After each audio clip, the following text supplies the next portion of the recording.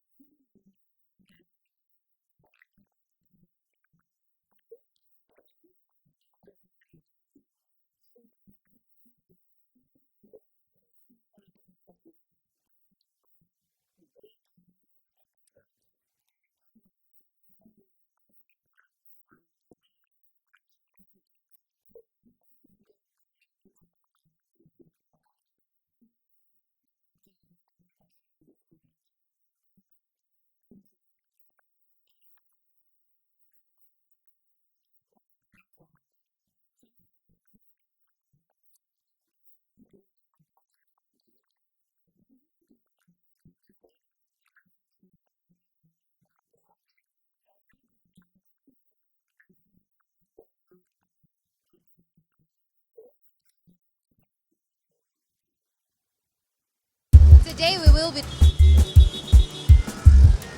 talking to the man in the street.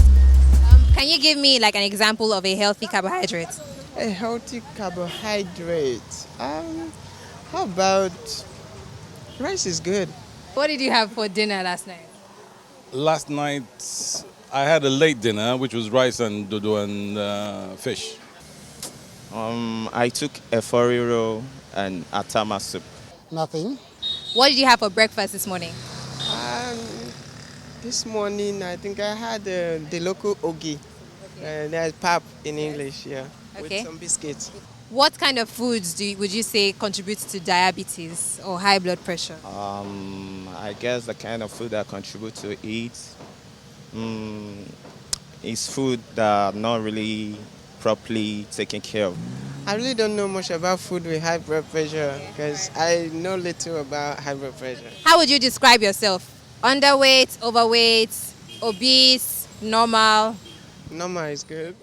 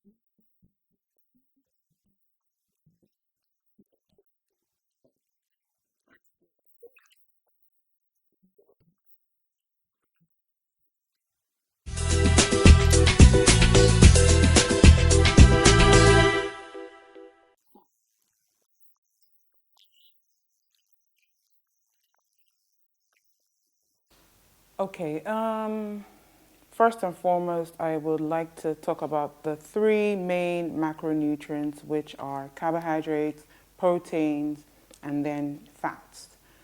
But to make it easier, let me break it down into the food guide pyramid. So you have your carbohydrates, that's grains.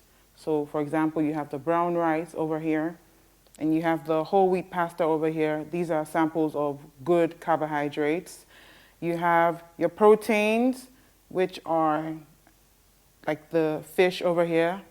And you also have dairy, which is the milk, semi-skimmed milk, or skimmed milk or powdered milk. You also have the fruits and you have the vegetables. So fruits, for example, you have your bananas, you have oranges, you have apples, pineapples, pawpaw, and then you have your vegetables, which are the carrots, the peppers, tomatoes. You have your green veg, which could be kale, spinach, broccoli, bitter leaf, lettuce, cabbage, a whole wide variety. And all these food groups must be incorporated into one's diet to actually lead a true healthy lifestyle. That's what true healthy eating involves, including every food group into your diet. So you have the carbohydrates must not be eliminated because there's this notion that carbohydrates are bad. They are good carbs and they are bad carbs. The good carbs, for example, are brown rice and the brown whole wheat pasta.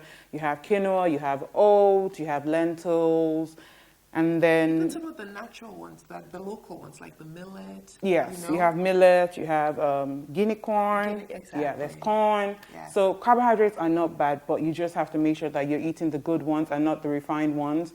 When I talk about the refined ones, I'm talking about things like refined white flour. So say products like donuts, you have your sugary drinks, biscuits, Yes. crackers, those type of junk food are the bad carbohydrates, which one should try to eliminate. But apart from that, it's important to incorporate all food groups: carbohydrates, proteins, fats, and oil. Okay. Healthy fats, not just random fats.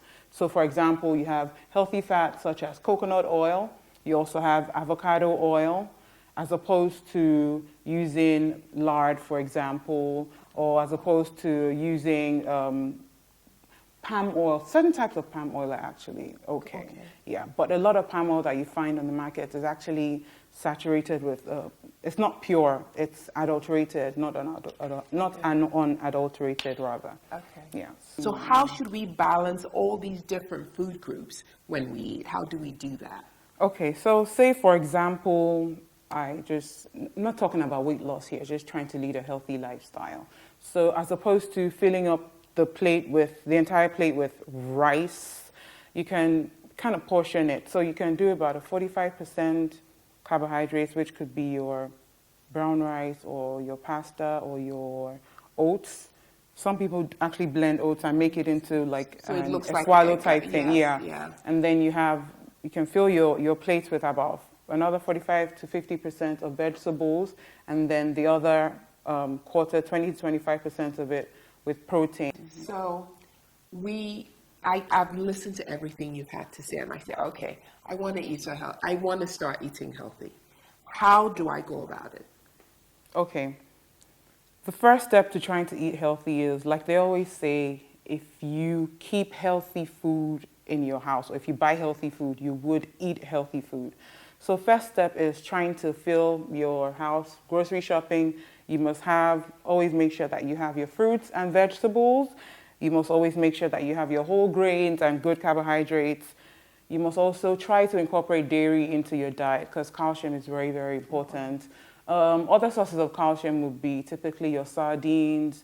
Spinach actually has calcium. There are other vegetarian sources of calcium. You can also include, like I said, proteins are very, very important. So even fatty fish, very important. What about, when we're talking about protein, what about beans? Okay, so with beans is actually a fantastic source of protein. However, beans also contains carbohydrates. Yes. But a lot of people say, oh, they're going on a strictly protein diet and then they just eat beans saying, oh, it's just protein, no carbs. But it's actually carbs and proteins, a fantastic source of good carbs and an awesome source of protein as well. Okay, good, because I like beans, so that's why I want to just make sure of that.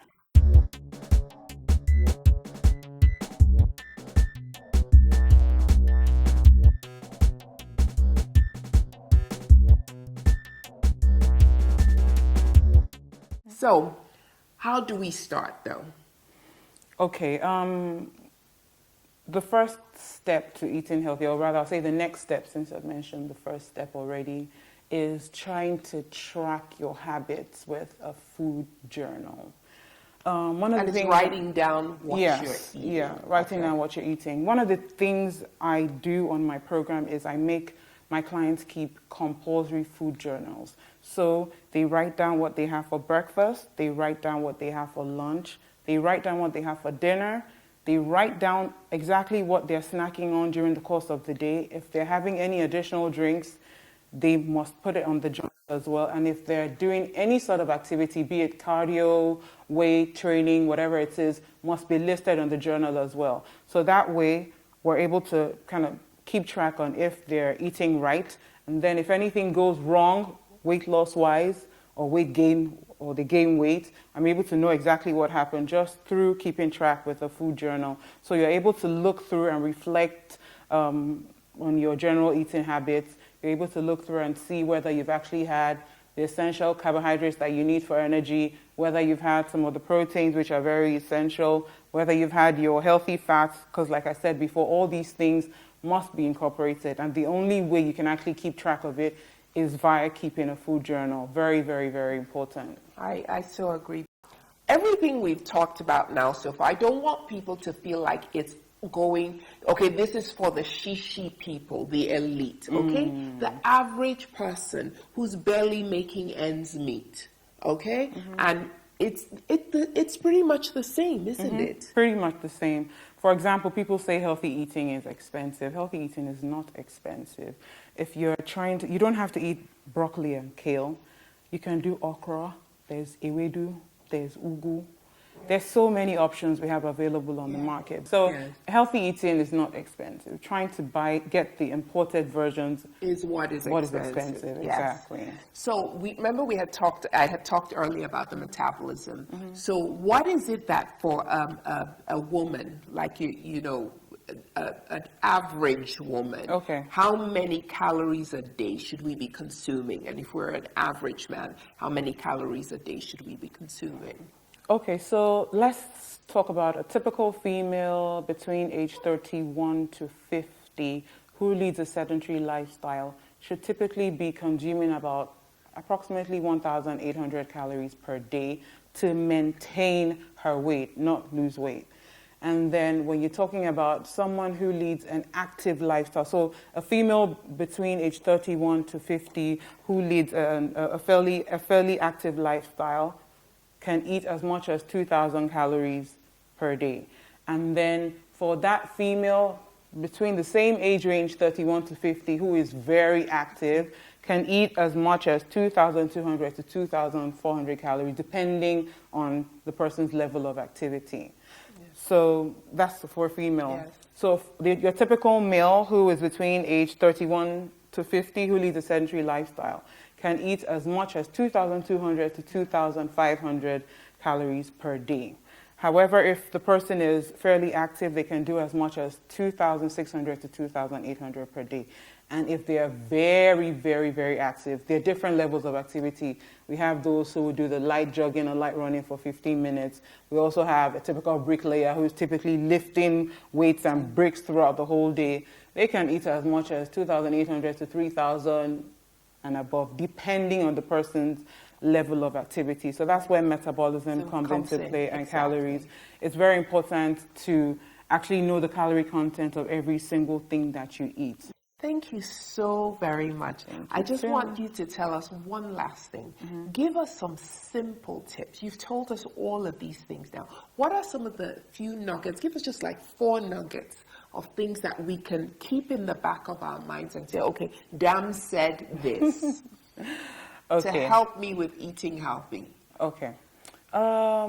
We talked about emotional eating earlier on. Some people, when they're overly happy, they tend to overeat. Some people, when they're depressed, they tend to overeat. So it's very important for you as an individual to identify your food triggers. And if you know that you're an emotional eater, then you need to keep certain things out of your house, because you know that at that point in time when you're depressed or overly happy, whatever the mood is, you tend to overeat those things. Yes. It's also very, very important. A lot of people think, in the whole process of trying to lose weight, that they should skip meals. Skipping meals is actually the worst thing you can do to yourself, because you slow down your metabolism. And not only do you slow down your metabolism, you also, because you've stayed for so long without eating. Some people actually skip breakfast, they skip lunch, and then they go on to have a huge dinner. Yes. And then when they have that massive dinner, they go ahead and just sleep right away, and then they wonder why they have a pot belly, or why they're skipping meals and still gaining weight or not losing any weight. So it's very important for you not to skip meals. It's also very important to avoid eating large meals at night, like I mentioned earlier on. And most importantly, I would say boredom is a major cause of overeating, and overeating junk food as well. So if you know that you're one of those that inactivity or being idle will cause you to just eat junk, then find something to do. Find a hobby. There must be something that you enjoy doing. Some people like swimming. Some people like gardening. Some people like reading, playing Scrabble, whatever it is. Just find a hobby to keep yourself distracted from eating junk. And if you must eat when you're feeling stressed or bored, then keep things like this around you. So when you're bored, you grab an orange, you grab an apple, as opposed to just grabbing that random bar of chocolate or junk. Yes. That's my advice. Damz, this has been wonderful. Thank you so much. And of course, welcome. I'm going to add that to all of this, we have to focus also on fitness. So remember I said the 2 pillars of a healthy lifestyle are healthy eating and physical activity. Yes. That's a topic for another day. But Damz, thank you so very much for being here. Thank you. It's been a pleasure. We will bring you back, because there's so much we can talk about with nutrition. Thank you for joining us today. Thank you so much. I really appreciate it. Thank you so much.